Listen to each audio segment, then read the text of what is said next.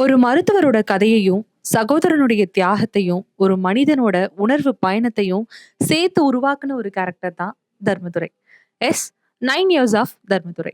மனதுடனான ஒரு மனித நேயத்த ஒருத்தன் எப்படியெல்லாம் காப்பாத்திக்கிறாங்கிறது தான் கதையுடைய சாராம்சமே. ஒரு பாமர தோற்றத்துல மனமுடைந்த மருத்துவரா இருந்த விஜய் சேதுபதியுடைய மாறுபட்ட கதாபாத்திரம் கதையுடைய பக்கபலமா அமைந்திருந்துச்சு. அம்மா, தோழி, மனைவின்னு பெண்களுடைய முக்கியத்துவம் ஆண்களுடைய வாழ்க்கையில ஒவ்வொரு கட்டத்திலயும் எவ்ளோ வலு நிறைந்ததுன்னு வெளிப்படுத்தியது. அப்படித்தான் தர்மனோட ஒவ்வொரு கஷ்டமான நேரங்களையுமே ஏதோ ஒரு பெண் அவனுக்கு பக்கபலமா இருந்து அடுத்த கட்டத்துக்கு நகர்த்துவாங்க. வீட்டு பிரச்சனையில இருந்து காப்பாத்துன அம்மா, காலேஜ்ல சிருஷ்டி தாங்கே தமன்னா, ரூம்ல பூட்டி வச்சிருந்த தர்மன கதவு திறந்து விட்ட அக்கா பொண்ணு, இவ்ளோ ஏன் உயிருக்கு உயிரா இருந்த பொண்ணோட இழப்புல இருந்து வெளிவர உதவுன தமன்னான்னு பல பெண்கள் தர்மனுடைய வாழ்க்கைய அழகா மாத்தி இருப்பாங்க.